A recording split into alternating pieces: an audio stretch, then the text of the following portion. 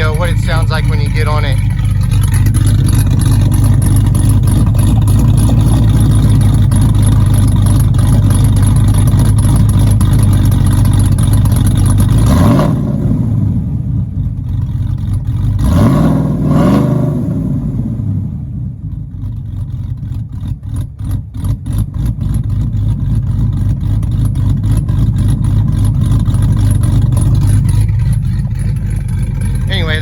That's the sound of what it sounds like with the cutouts open and getting on it a little bit.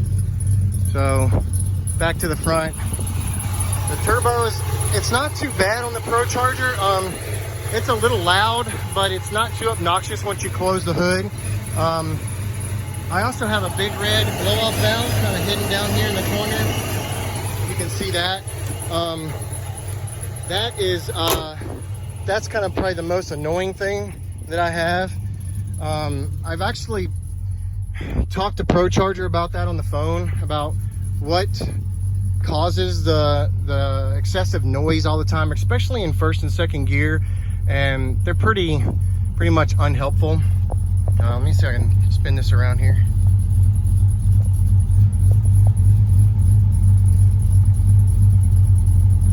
Anyway, they're pretty much unhelpful, so they can't really help you out as far as how to adjust that thing. They kind of say like it is what it is, and you just have to leave it. So I've actually taken upon myself just to kind of adjust it a little bit, and I adjust the screw all the way down and close the valve. It doesn't let as much air in, so if you're really on it, you have to be careful, because it won't blow off the pressure fast enough, and it could pop off one of your hoses. Typically what we found was the one right up against the exhaust is the one that gets blown off. So we've put a better strap on that to kind of help hold that tighter. But I mean, that's kind of where we are with it now. I'm thinking about maybe switching it over to like a tile. They make a blow-off valve that seems to be better. It has a spring that you can actually replace and adjust it with spring pressure, where you can't really do that with this one from Procharger. I would have thought that, being in business as long as they had, they would have came out with something a little bit better, as far as making the noise all the time. I know it needs to get that pressure off because it's constantly pushing pressure into the pipe, being it's on the drive belt. But there's got to be a better way when you're not really pushing 700 to 1,000 RPMs through this thing.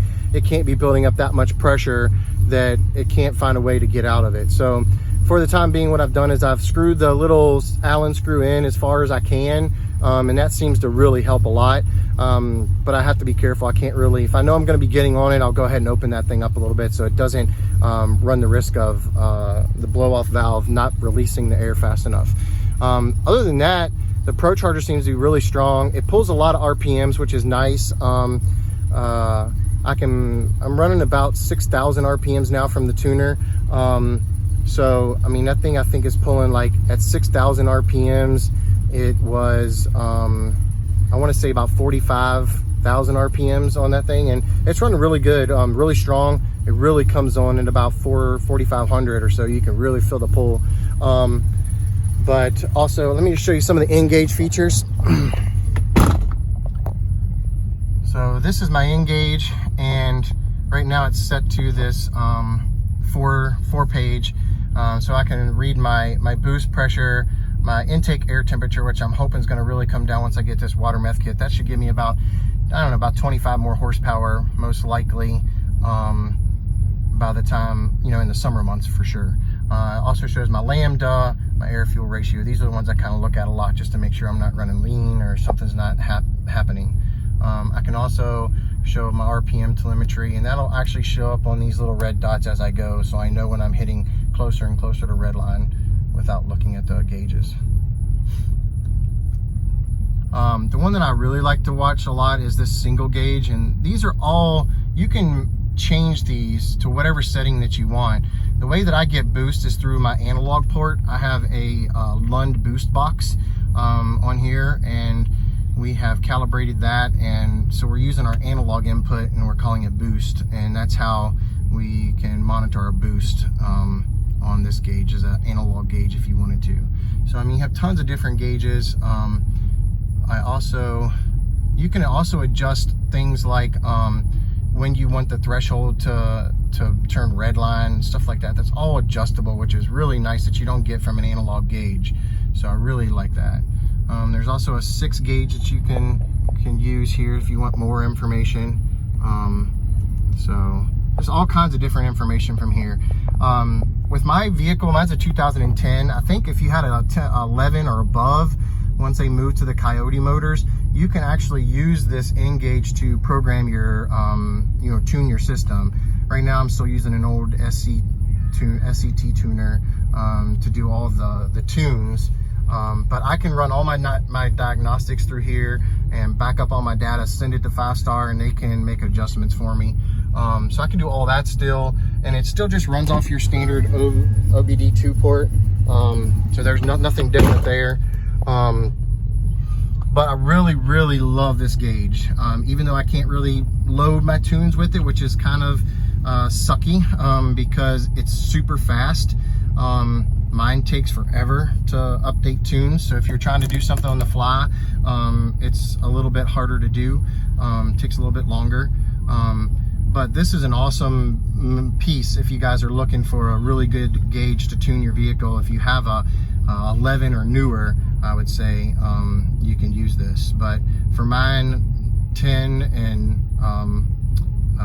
older, they can't do this because of the transmission. Evidently this 6R80 transmission does not have the ability to set all the set points. There's supposedly 48 set points on that transmission, and N-Gauge does not have all those data built into it, so you can't do the tuning sets through there. So anyway, that's kind of some of the feedback for that. But really love the N-Gauge as far as what you can do with it. Being able to data log with it is amazing, super easy, super quick.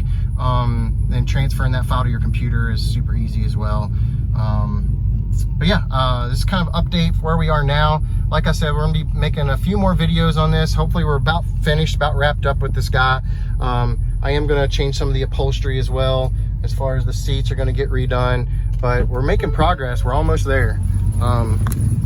Give you guys one more look around at where she is now, and I'll check back with you later. Hey, feel free to leave me some comments about what you guys think about the truck, if you guys like it. Also, another thing that I've done with it is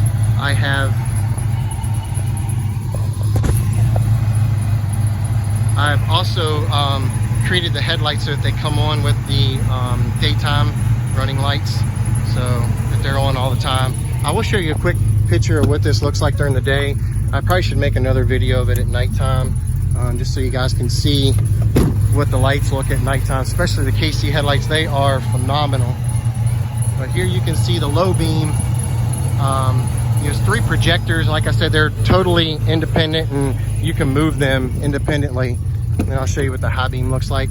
So one cool feature about the high beam, I guess what really makes it better than just high beam by itself, is the high and the low run at the same time. And that is kind of the saving grace, because that high beam just isn't quite as bright as what you would expect a high beam to be. But being as it runs the low beam and the high beam at the same time, that really helps out. So yeah, just wanted to give you guys a look at where we are right now with everything. Did a little bit of hydro dipping here as well on the step bars. All right, leave some comments, let me know what you think.